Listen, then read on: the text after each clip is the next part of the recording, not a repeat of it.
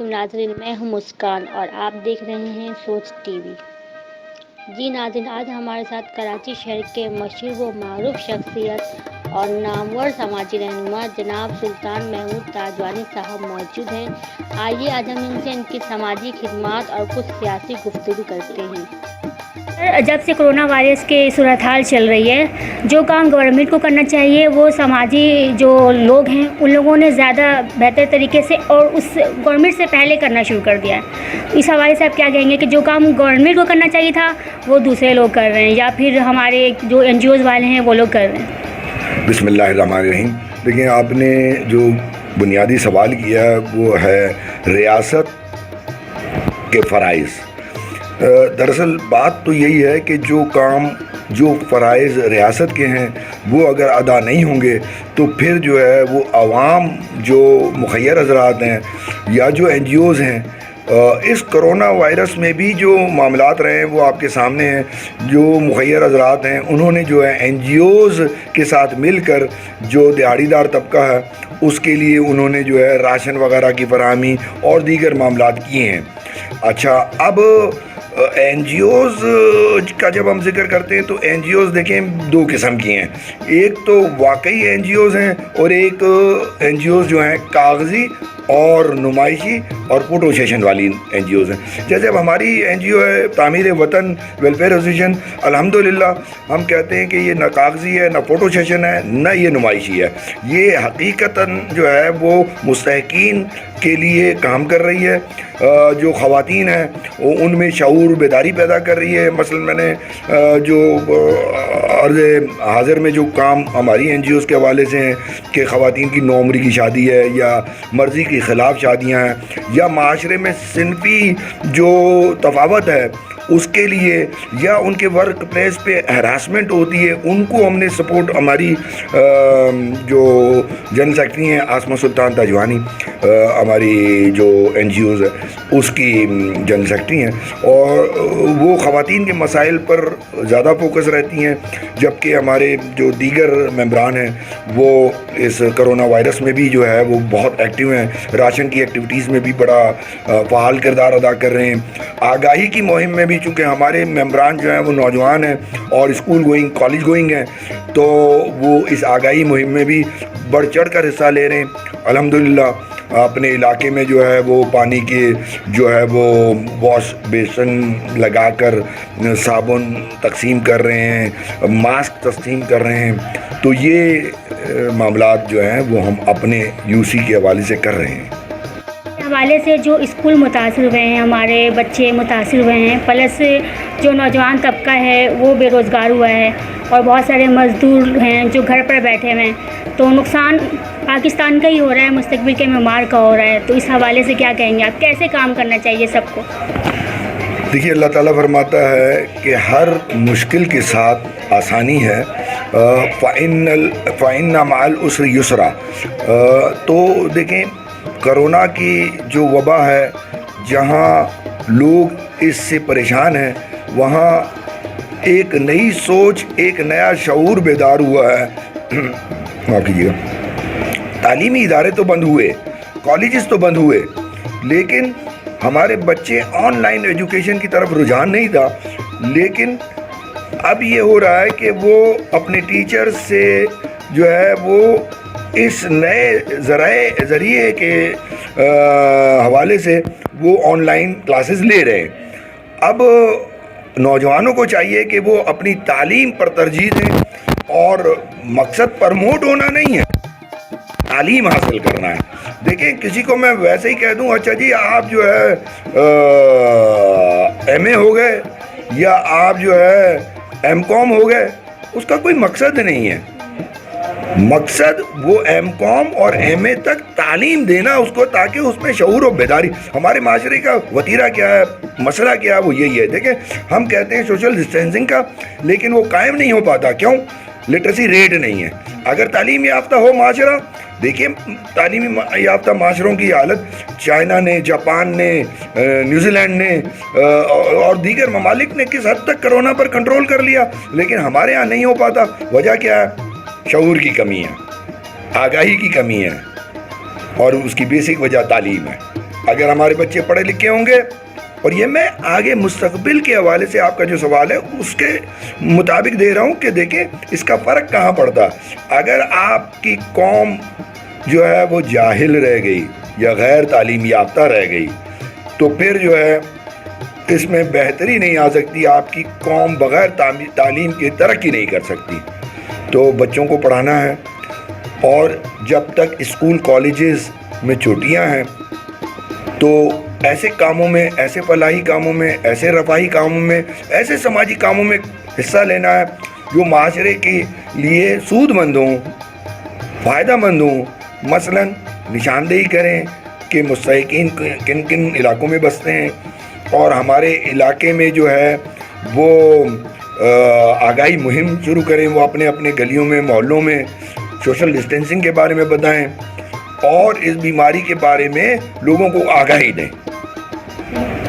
حوالے سے میں بات کرنا چاہوں گی کہ آپ کے خیال میں پیسہ جو ہے وہ سیو کہاں پر ہوتا ہے، کس طریقے سے کرنا چاہیے؟ دیکھیں، سرمایہ کاری جو ہے وہ منسلک ہے سرمایہ سے، اور یہ سرمایہ داروں سے متعلق ہے. جس کے پاس سرمایہ ہوگا وہ سرمایہ کاری کرے گا. اور آج کل کرونا کے حوالے سے تو کوئی سرمایہ دار رہا ہی نہیں. طبقاتی جو ہے وہ فرق آ گیا کہ جو اے پہ تھا وہ ڈی پہ چلا گیا، جو ڈی پہ تھا وہ جی پہ چلا گیا. تو مقصد یہ ہے کہ بڑا فرق آیا ہے.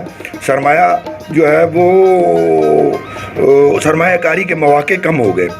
بہرحال جو آپ نے بیسک سوال کیا، میں یہ کہوں گا کہ دیکھیں، اللہ تعالیٰ نے بعض لوگوں پر رزق میں فوقیت ادا کی ہے، تو انہیں ان مستحقین کا حق لوٹانا چاہیے جو اللہ تعالیٰ نے ان کو فوقیت دی ہے، رزق میں فضیلت دی ہے. تو انہیں ان مستحقین کی امداد کرنی چاہیے کرونا کے ماحول میں. اور دیکھیں، سرمایہ کاری جو ہے وہ کوئی بھی سرمایہ کار ہو وہاں لگائے گا جہاں اندیشہ ہے زیاں نہ ہو، نقصان کا اندیشہ نہ ہو. یہ ہے وائز سرمایہ کاری، یہ ہے عقل مند سرمایہ کار کا عمل. تو وہ عمل کیا ہونا چاہیے؟ دیکھیں، لوگ کہتے ہیں کفن میں جیب نہیں ہوتا، لیکن میں کہتا ہوں کہ جو سرمایہ آپ نے اللہ سے کاروبار میں لگایا وہ سیو ہو جائے گا انشاءاللہ. آپ کے ساتھ نیکی کی صورت میں آپ کی آخرت کا نجات کا سامان بنے گا. تو سرمایہ آپ وہاں لگائیں جہاں محفوظ ہو، اور اللہ سے کاروبار کرنے میں آپ کا سرمایہ محفوظ ہی محفوظ ہے. میں آخری بات کر لوں. دیکھیں، لوگ کہتے ہیں کرونا آ گیا، لوگ کہتے ہیں ٹڈی دل آ گیا. توبہ کا مقام ہے کہ ہمیں جو ہے نعوذ باللہ، ہم وہ قوم ہیں جو مسلمان کہلاتے ہیں لیکن زکوٰۃ تک ادا نہیں کرتے.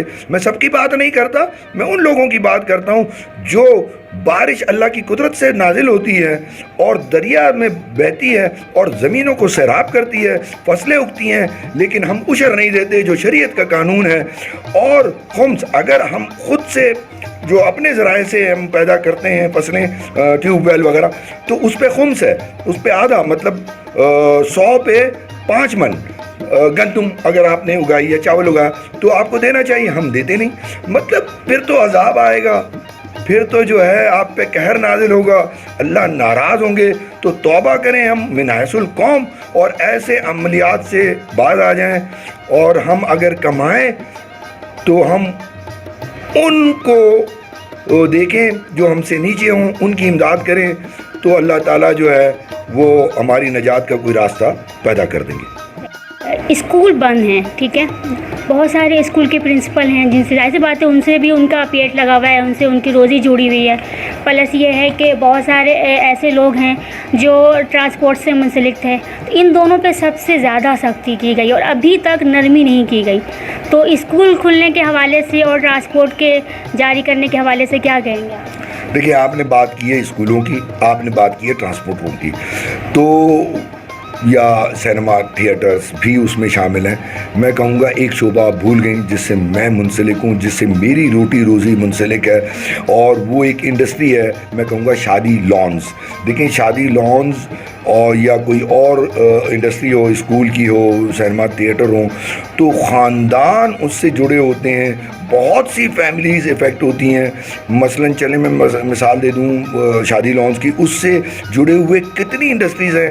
دیکھیے ویٹریسز ویٹرز ڈائریکٹلی انوالو ہیں, کیٹرز ڈائریکٹلی انوالو ہیں, آپ کے یہ ڈھول بجانے والے, بیوٹی پارلر والے, ویلے پارکنگ والے, کتنے ہی شعبے میں گنوا سکتا ہوں کہ جو اس سے منسلک ہوتے ہیں. اور اگر کراچی شہر میں کوئی 13,000 15,000 شادی لانس ہیں تو آپ اندازہ کر لیں کہ ایک ایک شادی لان سے جو ہے وہ کتنے لوگ جڑے ہوئے ہیں اور کتنے لوگ بے روزگاری میں پڑ گئے ہیں. یہ آپ پھیلا لیں, ہر انڈسٹری کا حال ہے. تو میں کہوں گا کہ ہمیں سوشل ڈسٹینسنگ کے ساتھ, چونکہ سائنسسٹ جو کہہ رہے ہیں, جو ہمارے سامنے باتیں آ رہی ہیں کہ ہمیں نہیں معلوم کہ کب تک ہمیں اس وائرس سے جو ہے نبرد آزما ہونا ہے, 2 سال ہیں, 3 سال ہیں, 5 سال ہیں, تو ہمیں سوشل ڈسٹینسنگ قائم رکھتے ہوئے اپنے معاشرتی معاملات, اپنے معاشی معاملات کو انجام دینا ہے. اور صرف گھر میں تو نہیں بیٹھا جا سکتا صرف اس ڈر سے کہ جی کرونا. تو جو احتیاط ہے ضرور کریں. جو میں کہنا چاہ رہا ہوں وہ یہ کہ دیکھیں آپ جو ہے وہ اسباب نہ چھوڑیں اور پھر توکل تو اللہ کریں. آپ اسباب ضرور کریں, جیسے میں نے دیکھیں آپ کے ساتھ بیٹھ کر بھی یہ ماسک لگایا ہوا ہے, میں نے سینیٹائز کیے ہوئے ہاتھ کو. تو آپ جو ہے وہ احتیاط کریں اور اپنا کاروباری زندگی رکھیں اور اس کو چلائیں. یہ ہے وائز جو ہے وہ پالیسی, یہ ہے وائز. اگر اسکولوں میں یہ کہہ دیا جائے کہ آپ سینیٹائزر گیٹ لگا لیں اور اس حوالے سے تمام پھر جو بچے ہیں, اسٹوڈنٹس ہیں, وہ آئیں, ٹیچرز آئیں, تو اس حوالے سے اسکولوں پہ بھی نرمی کی جا سکتی ہے. دیکھیں یہ صرف اسکولوں کی بات نہیں ہے, یہ SOPs کی بات ہے, اسٹینڈرڈ پروسیجرز کی بات ہے کہ جی آپ کس طرح آپریشن کرتے ہیں, چاہے وہ اسکول ہو, چاہے شادی لان ہو, چاہے سنیما ہو, چاہے کوئی اور گیدرنگ ہو, تو ماسک تو لازمی ہے.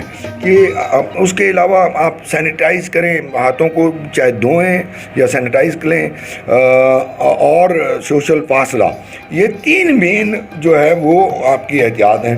تو وہ کسی بھی شعبے میں ہو, چاہے وہ اسکول میں ہو, چاہے وہ ٹرانسپورٹ میں ہو, چاہے وہ شادی لانس پر ہو, آپ ایک SOP ایسی بنائیں کہ جو ہر فیلڈ سے مطابقت رکھتی ہو اور پھر وہ جو ہے اس کو عمل کر لیں. مسائل وہاں آ رہے ہیں جہاں لوگ عمل نہیں کر پا رہے ہیں. جب آپ عمل نہیں کریں گے تو پھر وہ سارا جو ہے نظام تہ و بالا ہو جائے گا, پھر آپ کنٹرول نہیں کر پائیں گے. تو ہمیں زور دینا چاہیے عمل پر, جس طرح کہ ہم مسلمان ہیں, مطلب کہلانے کو مسلمان ہیں, بٹ بات یہ کہ ہم عمل ایک بھی نہیں کرتے مسلمانوں والا.